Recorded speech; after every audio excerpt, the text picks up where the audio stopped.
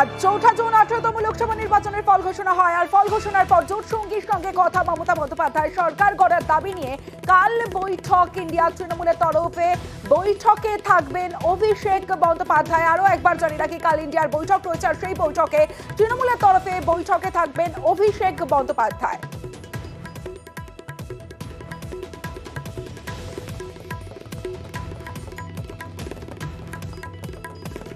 কালকে আমি পারবো কিনা আমি জানি না, চেষ্টা করব কাউকে পাঠানোর। আমি বিজেপির হাতে তো দেশ, ওই সিএপিএম এর হাতে তো দেশটা ছেড়ে দিয়ে চলে যাব না।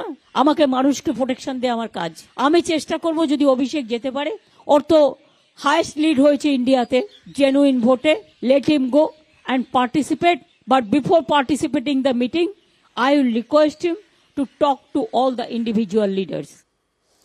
সরাসরি চলে যাব, আবির রয়েছে আমার সঙ্গে। আবির, প্রশ্ন হলো যে সরকার গড়তে কি ভূমিকা তৃণমূলের?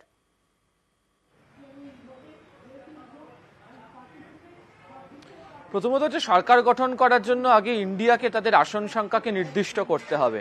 একটা সময় ইন্ডিয়া গঠন করার ক্ষেত্রে যিনি প্রধান ভূমিকা নিয়েছিলেন দেখা গিয়েছিল হচ্ছে নীতিশকে। তিনি পরবর্তী সময় তিনি সেখান থেকে সরে যান এবং আজকে যেভাবে ফল ঘোষণা হওয়ার পর দেখা গেল নরেন্দ্র মোদী তিনি চন্দ্রবাবু নাইডুর সাথে কথা বললেন, নীতিশের সাথে যোগাযোগ করার চেষ্টা করলেন, তাতে এনডিএ ক্যাম্প থেকে নীতিশ ইন্ডিয়া জোটের দিকে সরে আসবে কিনা সেটা দেখার মতো বিষয় রয়েছে।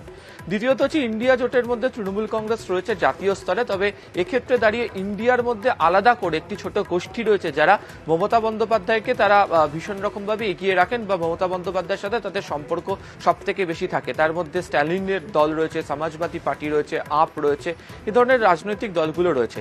আজকে তুমি যদি লক্ষ্য করো তাহলে দেখবে যে একটি কৌশলী বক্তব্য তৃণমূল কংগ্রেস রেখেছে এবং সেখানে তারা উল্লেখ করেছে যে ইন্ডিয়ার যে বৈঠক রয়েছে সেই বৈঠক হওয়ার পাশাপাশি অভিষেক বন্দ্যোপাধ্যায়কে সমস্ত রাজনৈতিক দলগুলো যারা ইন্ডিয়ার বৈঠকে যোগ দেবেন তাদের সাথে আলাদা আলাদা করে কথা বলতে চায় হচ্ছে তৃণমূল। ফলে যদি ইন্ডিয়া কোনোভাবে সরকার গঠন করার জায়গাতে থাকে বা তৈরি করে তাহলে তৃণমূল কংগ্রেস বেশ কতগুলো শর্ত জায়গা নিয়ে সেক্ষেত্রে তাদের নিজেদের বক্তব্য জানাতে পারে। যেমন আজকের ক্ষেত্রে উল্লেখ তিনি করেছিলেন সেটা হচ্ছে যে কেন্দ্রীয় বঞ্চনার মতো বিষয়ে অর্থ পাওয়া এবং অবশ্যই যে কেন্দ্রীয় এজেন্সিগুলোর যে অতি সক্রিয়তা সেই বিষয় নিয়ে সরব হওয়ার মতো বিষয় থাকবে। আবার একই রকমভাবে ইন্ডিয়া জোটের মধ্যে থাকা বামেদের যে ভূমিকা তা নিয়ে বারবার ধরে প্রশ্ন উঠেছিল এবং বামেদের যে আচরণ সেই আচরণ নিয়েও বারবার ধরে কথা বলতে শোনা গিয়েছিল। ফলে সেক্ষেত্রে দাঁড়িয়ে এই বৈঠকের পাশাপাশি 1-to-1 বৈঠকের ক্ষেত্রে প্রত্যেকের মনোভাব বুঝে নিয়ে তৃণমূল কংগ্রেস তাদের চূড়ান্ত সিদ্ধান্ত জানাবে ইন্ডিয়া ব্লকের মধ্যে থেকে। বেশ।